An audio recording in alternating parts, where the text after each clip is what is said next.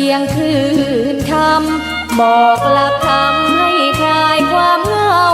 ฟังเสียงธรรมะเบาเบาบอกเล่าถึงคนบ้านไกลสื่อธรรมะบอกลดละวางด้วยใจสื่อไปถึงสวงในเข้าใจหลักธรรมหลักดี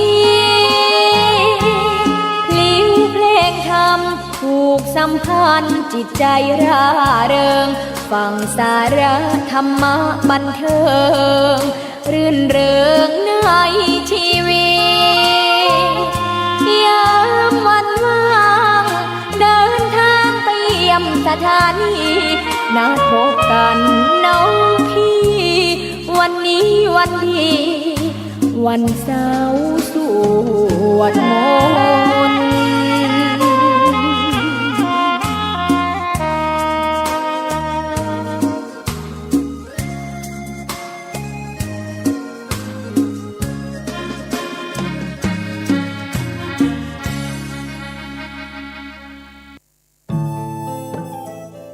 ท่านกำลังติดตามรับฟังสถานีวิทยุกระจายเสียงพระพุทธศาสนาแห่งชาติและสังคมคลื่นเพื่อการศึกษาพระพุทธศาสนาและวัฒนธรรมระบบ FM 104.5 เมกะเฮิรตซ์รายการต่อไปเป็นรายการคดีโลกคดีธรรม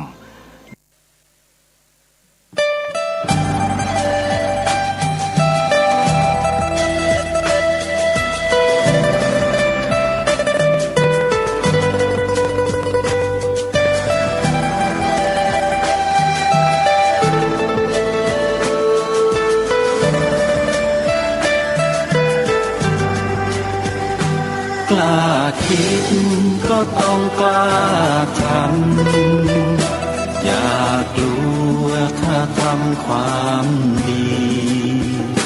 เป็นศึกษาปัญหาให้ทันท่วงทีเมืองไทยจะพัฒนากว่านี้รายการดีๆคดีโลกคดีธรรมขอรำพันบรรยายความคิดเครื่องหมายแห่งสีทั้งสามงามถนัดขาวคือบริสุทธิ์สีสวัสดิ์หมายพระไตรรัตน์และธรรมะคุ้มจิตไทยแดงคือโลหิตเราใสซึ่งยอมสละได้เพื่อรักษาชาติศาสนาน้ำเงินคือสีโสภาอันจอมประชาถ้าโปรดเป็นของส่วนองค์จับริ้วเข้าเป็นไตรรงค์จึงเป็นสีธงที่รักแห่งเราชาวไทยทหารอวตารนำไปยงยุทธวิชัยวิชิตก็ชูเกียรติสยามประเทศไทยที่เจริญมั่นคงมาได้จนถึงทุกวันนี้มิได้เกิดขึ้นจากความหวาดกลัวยังคลาดเขลาแต่บรรพบุรุษไทยของเราทุกยุคทุกสมัยล้วนแต่มีความกล้าหาญและชาญฉลาดปกป้องเอกราชสร้างชาติให้เกิดความมั่นคงโดยมีธงแห่งพระไตรรัตน์เป็นเครื่องนำชัยจึงเป็นที่มาที่ไปของรายการคดีโลกคดีธรรมกล้าคิดก็ต้องกล้าทำอย่ากลัวถ้าทำความดีเป็นศึกษาปัญหาให้ทันท่วงทีเมืองไทยจะพัฒนากว่านี้รายการดีๆคดีโลกคดีธรรมรายการดีๆคดีโลกคดีธรรม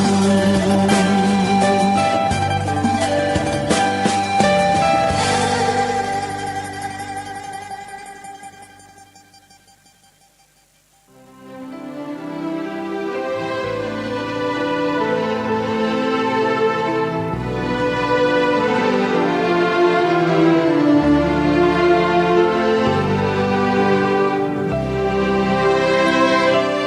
ขอกราบถวายความนอบน้อมแด่พระรัตนตรัย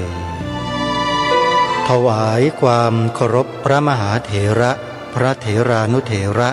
ทุกท่านขอความสุขความเจริญในธรรมจงบังเกิดมีแด่ท่านสาธุชนที่กำลังติดตามรับฟังรายการจากสถานีวิทยุแห่งนี้ทุกท่านขอนำท่านผู้ฟังเข้าสู่รายการคดีโลกคดีธรรม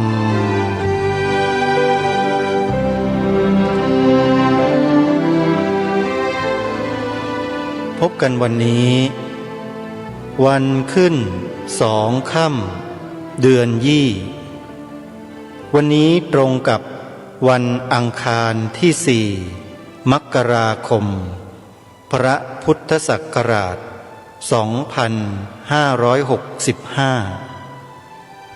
2565รายการคดีโลกคดีธรรมมาพบกับท่านผู้ฟังเป็นปกติทุกวันจันทร์ถึงวันศุกร์และวันเสาร์อาทิตย์ทางสถานีวิทยุแห่งนี้ท่านผู้ฟังสามารถดาวน์โหลดแอปพลิเคชันสมาพันธ์สื่อวิทยุพระพุทธศาสนาอาเซียนไว้ในโทรศัพท์มือถือของท่านเพื่อติดตามรับฟังรายการนี้ได้ทุกวันแล้วก็สามารถฟังได้ทุกพื้นที่ของโลกท่านสาธุชนทั้งหลายในวันนี้เนื้อหาที่รายการได้เตรียมไว้กำลังจะนำมาเสนอต่อท่านผู้ฟังที่มีความสนใจต้องการจะศึกษาแนวพระราชดำริขององค์พระบาทสมเด็จพระมงกุฎเกล้าเจ้าอยู่หัวในด้านกิจการศาสนาของชาติคือพระบวรพุทธศาสนาว่าพระองค์ท่านทรงมีพระราชศรัทธาอย่างแน่วแน่และมั่นคงเพียงใดต่อพระบวรพุทธศาสนาทำไมพระองค์ท่านจึงทรงตรัสแสดงเทศนาเสือป่าให้เหล่าบรรดาเสือป่าและบุคคลทั่วไปได้สดับรับฟังทุกสิ่งอย่างที่เป็นคำถามทั้งหมดมีคำตอบอยู่ในบทพระราชนิพนธ์นี้แล้วเพราะฉะนั้นท่านใดที่มีความสนใจต้องการรู้คำตอบด้วยตัวของท่านเองให้ท่านตั้งจิตตั้งใจสดับรับฟังบทพระราชนิพนธ์เทศนาเสือป่านี้ให้ต่อเนื่องตั้งแต่เริ่มต้นจนกระทั่งจบไปโดยลำดับท่านจะมีความเข้าใจและเห็นภาพชัดเจนด้วยตัวของท่านเองรายการคดีโลกคดีธรรมนั้นหายสงสัยเมื่อได้ศึกษาบทพระราชนิพนธ์เทศนาเสือป่าอย่างละเอียดลึกซึ้งหมดข้อกังขาหมดข้อสงสัยโดยประการทั้งปวงแล้วมีความเชื่อมั่นในสถาบันพระมหากษัตริย์ของเราอย่างยิ่งไม่มีวันเลยที่องค์พระมหากษัตริย์ไทยของเราจะทรงเปลี่ยนไปนับถือศาสนาอื่นเป็นไปไม่ได้นี่คือสิ่งที่เราจะต้องคำนึงถึงให้มากแล้วเราจะต้องรวมให้เป็นหนึ่งเดียวกับองค์พระมหากษัตริย์ของเราด้วยการยอมรับนับถือพระพุทธศาสนาบูชาพระรัตนตรัยให้ถึงที่สุดให้ถึงที่สุดทำอย่างไรให้ถึงที่สุดก็คือการศึกษาเล่าเรียนธรรมในพระบวรพุทธศาสนา ให้เข้าใจอย่างแจ่มแจ้งในบทพระราชนิพนธ์เทศนาเสือป่านี้ถือเป็นบทเรียนวิชาพระพุทธศาสนาเบื้องต้นอย่างดีที่สุดเท่าที่เคยมีมาเพราะเนื้อหาในบทพระราชนิพนธ์เทศนาเสือป่านี้องค์พระบาทสมเด็จพระมงกุฎเกล้าเจ้าอยู่หัวทรงต้องการให้คนไทยเรามองเห็นประโยชน์อันแท้จริงของการนับถือพระพุทธศาสนาแล้วพระองค์ก็ทรงยืนยันอย่างชัดเจนแจ่มแจ้งว่าไม่มีศาสนาใดในโลกจะดีไปกว่าพระพุทธศาสนาเลยพระพุทธศาสนาเป็นศาสนาที่ดีที่สุดในโลกนี่คือพระราชดำรัสที่เกิดขึ้นจากพระราชดำริของพระองค์ท่านแล้วทรงถ่ายทอดเป็นลายลักษณ์อักษรไว้ในหนังสือเทศนาเสือป่าซึ่งในวันนี้ทางรายการก็จะได้เริ่มอ่านไปโดยลำดับแล้วให้พวกเราพิจารณาตามให้ละเอียดลึกซึ้งทุกตัวอักษรแล้วเราจะทราบถึงน้ำพระราชหฤทัยของพระองค์ท่านอย่างแจ่มแจ้งชัดเจนที่สุดท่านสาธุชนทั้งหลายจะขอเริ่มต้นด้วยบทอารัมภกถาซึ่งเป็นบทที่องค์พระบาทสมเด็จพระมงกุฎเกล้าเจ้าอยู่หัวทรงลิขิตด้วยพระองค์เองอาตมาภาพจะขออ่านไปโดยลำดับดังต่อไปนี้อารัมภกถาเทศนาเสือป่าที่ได้นำมารวบรวมไว้ในสมุดเล่มนี้เป็นเทศนาที่ข้าพเจ้าได้แสดงในวันประชุมเสือป่าไหว้พระณวันเสาร์อย่างเช่นที่ได้เคยมีอยู่ในเมื่อแรกๆตั้งคณะเสือป่าขึ้นและได้แสดงเป็นคราวๆเป็นลำดับระหว่างวันที่25เมษายนพระพุทธศักราช2457ถึงวันที่28สิงหาคมพระพุทธศักราช2458ในเวลาแสดงเทศนาเหล่านี้โดยมากข้าพเจ้าหาได้ร่างไว้เป็นลายลักษณ์อักษรก่อนไม่โดยมากมักเป็นแต่ได้จดหัวข้อไว้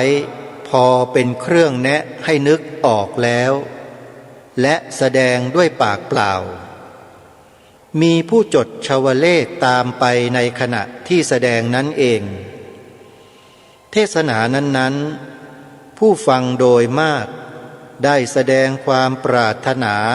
ที่จะได้อ่านอีกโดยทันด่วนเจ้าหน้าที่ฝ่ายปลัดเสือป่าจึงได้จัดพิมพ์ขึ้นเป็นฉบับปลีกฉบับละกันฉบับละกันตามข้อความที่จดชวเลขไว้ในเวลานั้นเผอิญข้าพเจ้าเองก็ไม่ใคร่จะได้มีเวลาตรวจทานให้ท่วนทีเพราะต้องการพิมพ์โดยเร่งร้อนครั้นเมื่อองค์หญิงสุจิตราภรณีสิ้นพระชนลงองค์หญิงอาทรทิพยนิภาได้แสดงความปรารถนาแก่ข้าพเจ้าว่าอยากจะใคร่รวบรวมเทศนาเสือป่าของข้าพเจ้าพิมพ์เป็นเล่มสำหรับแจกในงานเมนข้าพเจ้าจึงได้รวบรวมเทศนานั้นๆมาตรวจดูโดยละเอียดอีกครั้งหนึ่งในเมื่อมาตรวจใหม่ครั้งหลังนี้ข้าพเจ้า ได้มาแลเห็นว่า ข้อความบางตอนไม่สู้จะเรียบร้อย ซึ่งเป็นเพราะผู้จดชวเลขบกพร่อง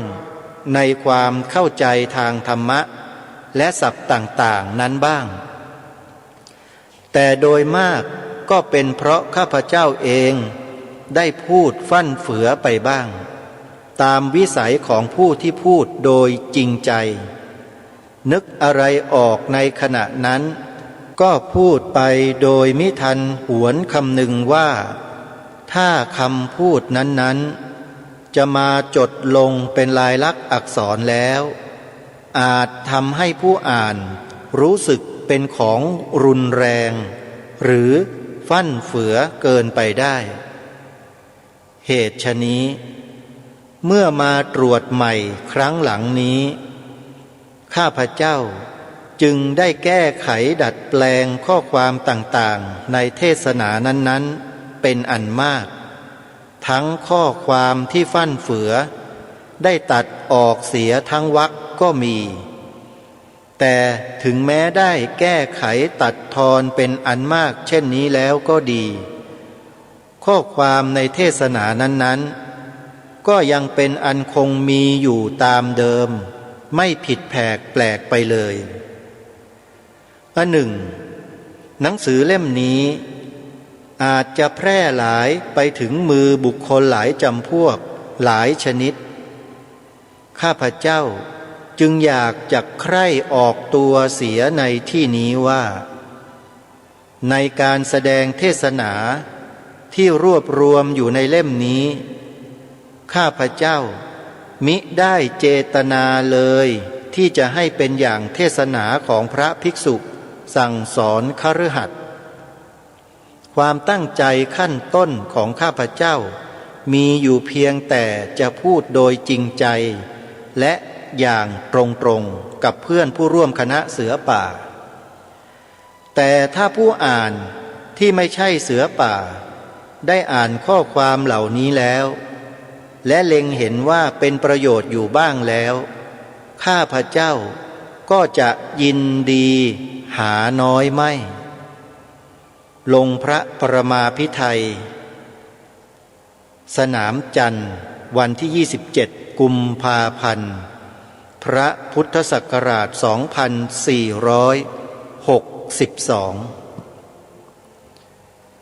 ท่านสาธุชนผู้ฟังทั้งหลายนี่คือพระอารัมภกถาที่องค์พระบาทสมเด็จพระมงกุฎเกล้าเจ้าอยู่หัวรัชกาลที่6ทรงพระลิขิตขึ้นไว้ในต้นหนังสือออกพระเมรุขององค์หญิงพระองค์หนึ่งตามที่ทางรายการได้เอ่ยพระนามของพระองค์ออกไปแปลว่าหนังสือเทศนาเสือป่าเล่มแรกเกิดขึ้นในสมัยนั้นแล้วที่สำคัญก็คือว่าองค์พระบาทสมเด็จพระมงกุฎเกล้าเจ้าอยู่หัวรัชกาลที่6ทรงตรวจตราอย่างละเอียดรอบคอบทุกประการแล้วจึงจัดพิมพ์เผยแพร่มาจนถึงวันนี้อยู่ในมือของอาตมาภาพอ่านให้พวกเราได้สดับรับฟังกันในวันนี้เพราะฉะนั้นใครก็ตามที่อ่านบทพระราชนิพนธ์เทศนาเสือป่าของพระองค์ท่านแล้วเกิดความปีติเกิดความยินดีเห็นด้วยกับพระองค์พระองค์ท่านตรัสยืนยันไว้ในอารัมภกถาว่าทรงยินดีอย่างยิ่งเมื่อพระองค์ทรงยินดีเช่นนี้รายการคดีโลกคดีธรรมจึงไม่รีรอไม่ลังเลสงสัยอะไรเลยที่จะอัญเชิญบทพระราชนิพนธ์เนี้ยมาเผยแพร่ทางอากาศให้พี่น้องประชาชนคนไทยโดยเฉพาะพุทธศาสนิกชนไทยเราได้สดับรับฟังด้วยกันท่านผู้ฟังทั้งหลาย อีกสักครู่หนึ่งจะนำเสียงบทพระราชนิพนธ์เทศนาเสือป่ากันที่หนึ่งมาเปิดให้พวกเราท่านทั้งหลายได้ฟังกันซึ่งอาตมาภาพได้ทำการบันทึกเสียงเอาไว้ซึ่งเป็นการอ่านประกอบดนตรีมีเสียงที่น่าฟังไม่เปลือยเปล่าเหมือนอย่างที่พูดรายการอย่างนี้เพื่อให้บรรยากาศของการฟังนั้นได้เข้ากับอารมณ์ในการฟังเทศนาเสือป่ากันที่หนึ่งนี้ท่านผู้ฟังกำหนดจิตให้ดีว่าพระองค์ท่านตรัสยืนยันอย่างมุ่งมั่นชัดเจนว่าพระพุทธศาสนาดีกว่าศาสนาใดๆในโลกทรงยืนยันชัดเจนและใครที่มีข้อสงสัยในพระราชดำรัสของพระองค์ตรงนี้พระองค์ก็ตรัสเชิญชวนให้ท่านทั้งหลายไปฟังต่อในกันที่สองซึ่งในวันพรุ่งนี้เราจะได้ฟังกันที่สองโดยพร้อมเพรียงกันด้วยในวันนี้เป็นกันที่หนึ่งซึ่งอาตมาภาพจะขอปูทางให้กับสาธุชนได้ทราบถึงหัวข้อและเนื้อความบางส่วนให้ท่านสาธุชนได้ทราบดังนี้ในกันที่หนึ่งที่พระองค์ตรัสแสดงไว้พระองค์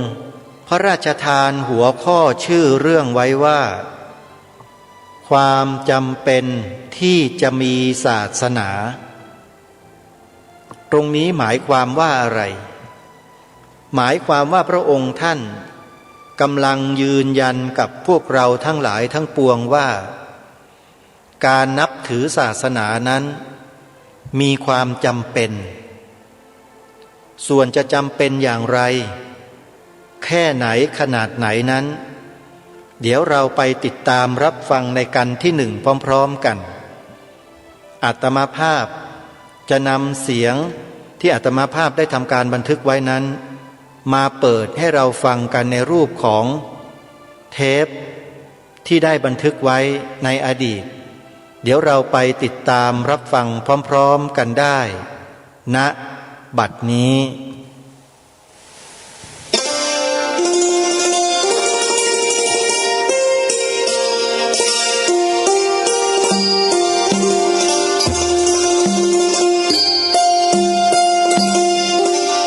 เทศนาเสือป่าพระบาทสมเด็จพระมงกุฎเกล้าเจ้าอยู่หัวได้ทรงพระราชนิพนธ์ขึ้นโดยเป็นการรวบรวมคำเทศนาซึ่งพระองค์ได้ทรงแสดงแก่บรรดาเสือป่าณพระราชวังสนามจันทร์ระหว่างวันที่5 เมษายนพระพุทธศักราช 2457 ถึงวันที่ 28 สิงหาคม พระพุทธศักราช 2458 เนื้อหาในเรื่องนี้ทรงมุ่งที่จะให้คณะเสือป่าเห็นถึงความจำเป็นที่คนไทยนับถือศาสนาพุทธซึ่งเป็นศาสนาประจำชาติเทศนาเสือป่าเป็นพระราชนิพนธ์ขององค์พระมหากษัตริย์ที่ทรงต้องการให้ผู้ฟังได้เห็นความสำคัญของความจำเป็นที่จะต้องมีศาสนาทำไมจึงต้องจำเป็นและเมื่อถือศาสนาแล้วจะได้ประโยชน์อย่างไรและศาสนาอะไรที่คนเราควรจะเลือกนับถือคำถามดังกล่าวเหล่านี้มีคำตอบปรากฏอยู่อย่างเด่นชัดในบทพระราชนิพนธ์เทศนาเสือป่าที่องค์พระบาทสมเด็จพระมงกุฎเกล้าเจ้าอยู่หัว ได้พระราชทานไว้ให้แก่พวกเราชาวไทยทุกคนแล้ว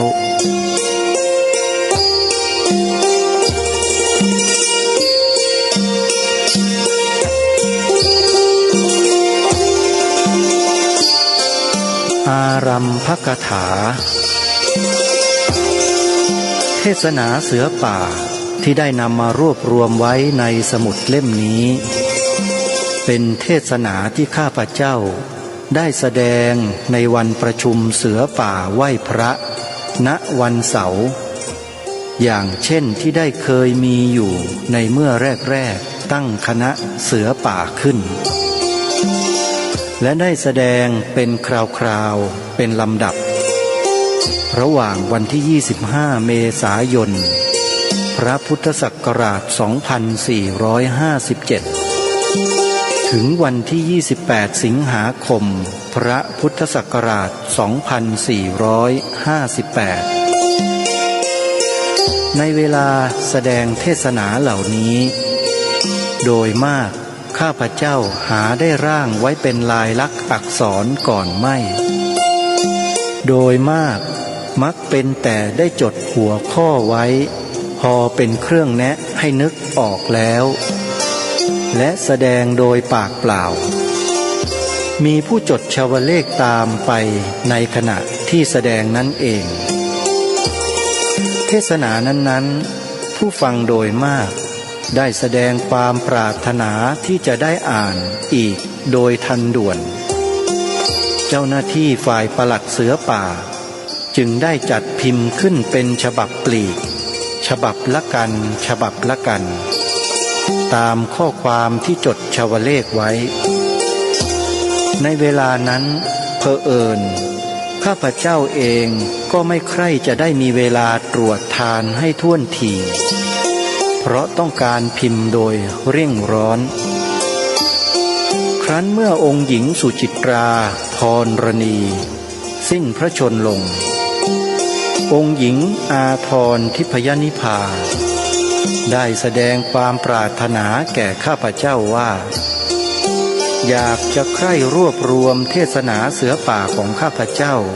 พิมพ์เป็นเล่มสำหรับแจกในงานเมนข้าพเจ้าซึ่งได้รวบรวมเทศนานั้นๆมาตรวจดูโดยละเอียดอีกครั้งหนึ่งในเมื่อมาตรวจใหม่ครั้งหลังนี้ข้าพเจ้าได้มาแลเห็นว่าข้อความบางตอนไม่สู้จะเรียบร้อยซึ่งเป็นเพราะผู้จดชาวเลขบกพร่องในความเข้าใจทางธรรมะและศัพท์ต่างๆนั้นบ้างแต่โดยมากก็เป็นเพราะข้าพเจ้าเองได้พูดฟั่นเฟือไปบ้างตามวิสัยของผู้ที่พูดตรงโดยจริงใจนึกอะไรออกในขณะนั้นก็พูดไปโดยมิทันหวนคำหนึ่งว่าถ้าคำพูดนั้นๆจะมาจดลงเป็นลายลักษณ์อักษรแล้วอาจจะทำให้ผู้อ่านรู้สึกเป็นของรุนแรงหรือฟั่นเฟือเกินไปได้เหตุฉะนี้เมื่อมาตรวจใหม่ครั้งหลังนี้ข้าพเจ้าจึงได้แก้ไขดัดแปลงข้อความต่างๆในเทศนานั้นๆเป็นอันมากทั้งข้อความที่ฟั่นเฟือได้ตัดออกเสียทั้งวรรคก็มีแต่ถึงแม้ได้แก้ไขตัดทอนเป็นอันมากเช่นนี้แล้วก็ดีข้อความในเทศนานั้นๆก็ยังเป็นอันคงมีอยู่ตามเดิมไม่ผิดแผกแปลกไปเลย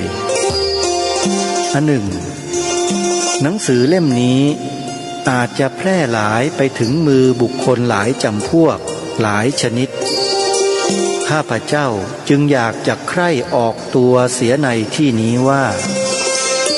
ในการแสดงเทศนาที่รวบรวมอยู่ในเล่มนี้ข้าพเจ้ามิได้เจตนาเลยที่จะให้เป็นอย่างเทศนาของพระภิกษุสั่งสอนคฤหัสถ์ความตั้งใจชั้นต้นของข้าพเจ้ามีอยู่เพียงแต่จะพูดโดยจริงใจและอย่างตรงๆ กับเพื่อนผู้ร่วมคณะเสือป่าแต่ถ้าผู้อ่านที่ไม่ใช่เสือป่าได้อ่านข้อความเหล่านี้แล้วและเล็งเห็นว่าเป็นประโยชน์อยู่บ้างแล้วข้าพเจ้าก็จะยินดีหาน้อยไม่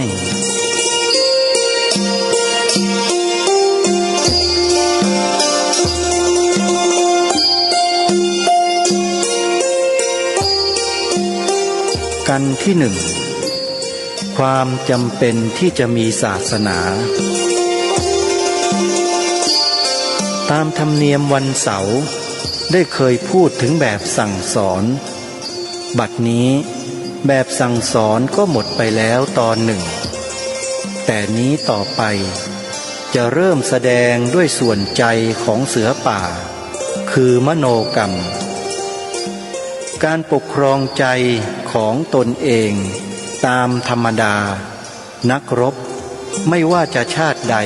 ภาษาใดต้องมีข้อมุ่งหมายเพื่อเพราะความกล้าหาญเพื่อให้รู้สึกว่าการสละชีวิตและเลือดเนื้อเพื่อประโยชน์อะไรเหตุที่สละถ้าไม่รู้สึกว่าสำคัญจริงถึงโดยจะลากเอาตัวไปก็อาจจะวิ่งหนีได้แต่ที่ไม่วิ่งหนีก็เพราะรู้สึกความเป็นธรรมและประโยชน์ในการที่จะไปรบสิ่งที่ทำให้คนมีใจดีก็คือรู้สึกว่าต้องรบให้แก่ชาติศาสนาและพระมหากษัตริย์ของเราต้องมีธรรมฝังอยู่ในใจแต่ทำอย่างไรจึงจะทำให้รักชาติได้จริงไม่ใช่รักพูดเล่นคือรักจนยอมสละเลือดเนื้อของตัวเราเองได้ธรรมดาคนเราจะอยู่คนเดียวไม่ได้ต้องอาศัยคนอื่นและมีความจำเป็นที่ต้องอาศัยซึ่งกันและกันจึงเกิดเป็นธรรมเนียมที่คนเรามาอยู่รวมกันการที่ต้องอาศัยซึ่งกันและกันนั้นเช่นนายกกับนายขอต่างคนก็ไปล่าเนื้อในป่าแห่งเดียวกันในเวลาเดียวกันนายขอ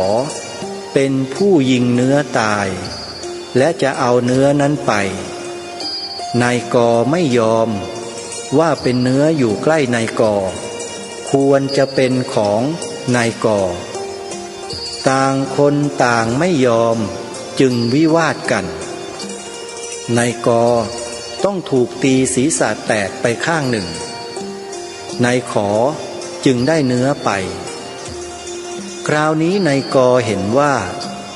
การที่ทำเช่นนี้ไม่ดีจึงคิดชักชวนนายขอให้รวมหากินด้วยกันคนหนึ่งเป็นคนต้อนเนื้อคนหนึ่งเป็นคนยิงครั้นได้เนื้อมาก็แบ่งปันกันคนละครึ่งก็เป็นที่เรียบร้อยไม่ต้องวิวาทกันศีรษะก็ไม่แตกเป็นธรรมเนียมอันดีขึ้นต่อมาถึงกับทำสัญญาต่อกันไว้ว่าจะประพฤติการหากินรวมกันเช่นนี้และถ้าใครทำผิดสัญญาจะต้องริบเนื้อที่หามาได้นั้นเสียดังนี้เป็นตัวอย่างอันหนึ่งการที่ผัวเมียอยู่ด้วยกันได้นั้นขอให้ท่านทั้งหลายลองนึกดูทีหรือว่าเพราะเหตุไรคงไม่ใช่เพราะจะนอนด้วยกันเท่านั้นการที่เขามาอยู่กันกับเราก็เพราะเขารักเราไม่ใช่หรือเขาจึงยอมสละความผาสุกซึ่งเขาจะพึงได้เมื่อเขาอยู่ในบ้านเดิมของเขาผัวเมียหรือคนสองคนอยู่ด้วยกันได้ก็เพราะมีความผ่อนผันซึ่งกันและกันความผ่อนผันเป็นธรรมแรกคนที่เห็นแก่ตัวเองเท่านั้นอยู่กับใครไม่ได้ต้องคิดถึงผู้อื่นบ้างคือต้องแบ่งเอาความรักตัวของเรา ไปรักผู้อื่นบ้างเอาแต่ใจตนเองฝ่ายเดียวไม่ได้เช่นผัวเมียเกิดบาดหมางกันขึ้นถึงกับหย่าร้างกันแต่มาคิดถึงความดีที่มีมาแต่ก่อนบ้างเห็นแก่ลูกอยู่บ้างก็เลยอยู่ไปด้วยกันได้ตามเดิมดังนั้นเป็นต้นเมื่อคนเรารวบรวมกันเป็นครัวขึ้นแล้วครัวหลายๆครัวขึ้นมารวมกันเข้าจึงเป็นคณะการที่อยู่กันเป็นคณะนั้นก็ต้องอาศัยความยินยอมผ่อนผันและความตกลงในระหว่างคนที่อยู่ร่วมกันธรรมนี้เกิดขึ้นด้วยความจำเป็นเพราะมาเล็งเห็นว่าการที่อยู่ด้วยกันโดยเรียบร้อยนั้นดีกว่าแย่งชิงตีรันฟันแทงกันการขโมยเป็นของที่ต่างคนต่างไม่ชอบจึงมาตกลงกันว่าการขโมยนั้นเป็นของชั่วจึงเกิดมีศีลขึ้นการแสดงธรรมหรือศีลนี้มีผู้ที่รู้และแสดงขึ้นในหมู่หรือคณะนั้นจึงเกิดมีครูครูนี้เมื่อมีมากคนขึ้นก็เกิดมีความเห็นต่างกันเกิดเถียงกันครูคนนี้ยืนยันว่าความเห็นของตนถูกต้องดีแล้วความเห็นของครูคนนั้นไม่ตรงไม่ถูกฝ่ายครูคนนั้นก็ติเตียนความเห็นของครูคนโน้นครูคนโน้นต่อไปอีกเมื่อความเห็นต่อความเห็นไม่ยุติลงกันเช่นนี้จึงต้องมีบรมครูเกิดขึ้นบรมครูนั้นเก็บรวบรวมเอาธรรมะของครูทุกคนมาไตร่ตรองเลือกสรรอีกชั้นหนึ่งธรรมะใดเป็นประโยชน์ดีก็ถือเอาสำหรับแนะนำสั่งสอนในหมู่ในคณะเหล่านี้แพร่หลายไปจึงได้มีบรมครูขึ้นหลายคนเช่นพระพุทธเจ้าเยซูมหมัดเป็นผู้สั่งสอนชนหมู่มากคำสั่งสอนของท่านเหล่านี้เรียกว่าศาสนาย่อมเป็นหลักสำหรับจะชี้ให้คนดำเนินให้ถูกทางว่าอย่างไรจะเป็นทางที่ประพฤติดีและศาสนาย่อมมีผลเหมือนกันหมดคนเราโดยมากเกิดมาต้องอยู่ในศาสนาใดศาสนาหนึ่งเช่นคนไทยที่เกิดมาในพระพุทธศาสนาแต่บางคนในสมัยนี้มักจะแสดงว่าตนเป็นอิสระคือมีความคิดของตัวเองเช่นศาสนาว่าขโมยไม่ดีนายกอาจจะตอบได้ว่าขโมยถ้าจับได้จึงไม่ดีขโมยถ้าจับไม่ได้แล้วไม่เป็นไรคนที่มีความคิดเช่นนี้หรือที่ไม่มีศาสนาจึงใช้ไม่ได้ธรรมะเป็นของที่คนจะคิดขึ้นเองไม่ได้ด้วยเป็นของที่คนตั้งพันชั่วคนเขาคิดมาแล้วจะตั้งเอาเองโดยปัญญาของคนคนเดียวไม่ได้คนใดที่ว่าตั้งได้คนนั้นอวดดีข้าพเจ้ารู้สึกด้วยความแน่ใจว่าคนเราทุกคนจำเป็นต้องมีศาสนา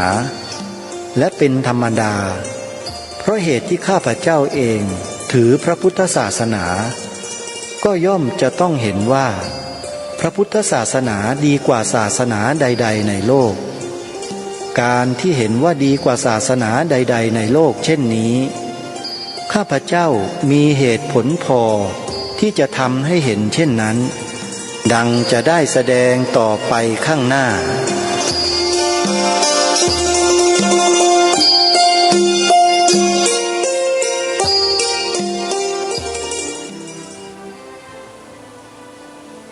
ท่านสาธุชนทุกท่าน นี่เป็นพระราชนิพนธ์เทศนาเสือป่าในกันแรกกันที่หนึ่งซึ่งพระองค์ท่านได้ทรงให้หัวข้อชื่อเรื่องเอาไว้ว่าความจำเป็นที่จะมีศาสนาบทพระราชนิพนธ์เทศนาเสือป่าพระองค์ท่านทรงขึ้นต้นด้วยหัวข้อเรื่องดังกล่าวนี้ก็เพื่อที่ต้องการให้ผู้อ่านไม่ว่าใครทั้งนั้นหมู่ใดคณะใดก็ตามต้องการให้เกิดความฉงนสนเท่เกิดความสงสัยขึ้นในใจเพื่อที่พระองค์จะได้ทรงตอบคำถามและข้อสงสัยเหล่านั้นให้หายสงสัยในกันต่อไปซึ่งพระองค์ได้ตรัสไว้ทิ้งท้ายในกันแรกว่าข้าพเจ้ารู้สึกด้วยความแน่ใจว่าคนเราทุกคนจำเป็นต้องมีศาสนาและเป็นธรรมดาเพราะเหตุที่ข้าพเจ้าเองถือพระพุทธศาสนาก็ย่อมจะต้องเห็นว่าพระพุทธศาสนาดีกว่าศาสนาใดๆในโลกการที่เห็นว่าดีกว่าศาสนาใดๆในโลกเช่นนี้ข้าพเจ้ามีเหตุผลพอที่จะทำให้เห็นเช่นนั้นดังจะได้แสดงต่อไปข้างหน้านี่คือพระราชดำรัสเชิญชวนให้ผู้คนติดตามเนื้อหาในบทพระราชนิพนธ์เทศนาเสือป่าของพระองค์ท่านอย่างที่ทางรายการได้อ่านบทวิจารณ์ของนักวิชาการท่านหนึ่งผู้ช่วยศาสตราจารย์ยุพรแสงทักษิณเมื่อวานนี้ใครที่ไม่ได้ฟังก็ให้ย้อนกลับไปฟังกันดูแล้วท่านจะทราบชัดเลยว่าองค์พระบาทสมเด็จพระมงกุฎเกล้าเจ้าอยู่หัวของเราหรือสมเด็จพระมหาธีรราชเจ้าของปวงชนชาวไทยของเราพระองค์นี้เนี่ยทรงมีพระราชอัจฉริยภาพในการลิขิตร้อยแก้วและร้อยกรองอย่างมากทรงเป็นปราชญ์ที่มีความสามารถทางด้านอักษรภาษาสูงเป็นที่ยอมรับของผู้คนโดยทั่วไปทั้งในประเทศและต่างประเทศพระองค์ท่านทรงเป็นนักเรียนนอกได้ไปศึกษาวิชาการสมัยใหม่ในต่างประเทศจนกระทั่งจบและพระองค์ก็เสด็จนิวัตพระนครกลับมาช่วยบริหารกิจการบ้านเมืองในตำแหน่งที่ทรงได้รับจนกระทั่งทำให้ประเทศชาติบ้านเมืองของเราพระบวรพุทธศาสนาของเรานั้นมีความเจริญมั่นคงถาวรมาจนกระทั่งถึงทุกวันนี้ถือว่าพระองค์ท่านนั้นทรงมีพระมหากรุณาธิคุณเป็นล้นพ้นต่อประเทศชาติบ้านเมืองต่อพระสงฆ์นิกรชาวไทยอย่างยิ่งโดยเฉพาะต่อพุทธศาสนิกชนคนไทยทั้งฝ่ายบรรพชิตและฝ่ายคฤหัสถ์ญาติโยมด้วยเหตุนี้เองรายการคดีโลกคดีธรรมจึงอดไม่ได้ที่จะต้องอัญเชิญบทพระราชนิพนธ์ดังกล่าวนี้มาเผยแพร่ให้พวกเราทั้งหลายทั้งปวงได้สดับรับฟังเพื่อได้สัมผัสน้ำพระราชฤทัยอันแท้จริงของพระองค์ท่านว่าพระองค์ทรงห่วงใย ประสบนิกรชาวไทยพุทธศาสนิกชนไทยของพระองค์ท่านเพียงใดแล้วเมื่อเราทราบถึงน้ำพระราชฤทัยตรงนี้แล้วเราก็ต้องมาตั้งคำถามกับตัวเราเองว่าเราจะดำเนินชีวิตในฐานะที่เป็นคนไทยในฐานะที่เป็นพุทธศาสนิกชนไทยอย่างไรจึงจะเหมาะสมกับความที่เราเป็นประสบนิกรของพระองค์ท่านนี่คือคำถามที่เราต้องถามตัวเราเองแล้วเราก็หาคำตอบกันให้ได้รายการคดีโลกคดีธรรมเฝ้าเพียรถามตัวเองอย่างนี้ตลอดมาแล้วก็พยายามกระทำทุกอย่างเพื่อเป็นการสนองแนวพระราชดำริของพระองค์ท่านเสมอมาจนกระทั่งผู้คนบางคนบางกลุ่มบางพวกที่ไม่เข้าใจเนี่ยก็ใช้ความรู้สึกใช้วาจากระทบกระเทียบเปรียบเปรยดูถูกดูหมิ่นอะไรต่างๆนานาเนี่ยมันก็เป็นเรื่องที่ปกติท่านผู้ฟังก็มีคนประเภทนี้อยู่จริงๆในสังคมไทยของเราและทุกๆสังคมในโลกเป็นเรื่องปกติมันเป็นเช่นนั้นเองพระพุทธเจ้าตรัสไว้เป็นพระบาลีว่าตะทะตาหลวงพ่อพุทธทาสได้นำพระพุทธดำรัสของพระพุทธองค์คำนี้มาขยายความแล้วก็สรุปรวมเป็นความไทยว่าเป็นเช่นนั้นเองแล้วเราจะไปสั่นไหวกับสิ่งเหล่านั้นเพื่อประโยชน์อะไรเล่าเราก็ทำหน้าที่ของเราต่อไปเรื่อยๆทำไปอย่างไม่มีที่สิ้นสุดทำไปอย่างที่ไม่มีขอบเขตไม่มีขีดจำกัดทำไปทุกวันทุกวันทุกเวลาทุกนาทีด้วยหัวจิตหัวใจที่ศรัทธาในพระบวรพุทธศาสนาที่จงรักภักดีต่อองค์พระมหากษัตริย์ของเราแค่นี้ก็พอใจแล้วขอให้ได้ทำหน้าที่ก็ภาคภูมิใจที่สุดแล้วนี่คือรายการคดีโลกคดีธรรมยังมีเนื้อหาสาระที่ดีๆในกันที่2 3 4 5ไปโดยลำดับจนกระทั่งถึงกันสุดท้ายรอพวกเราอยู่ในวันต่อไป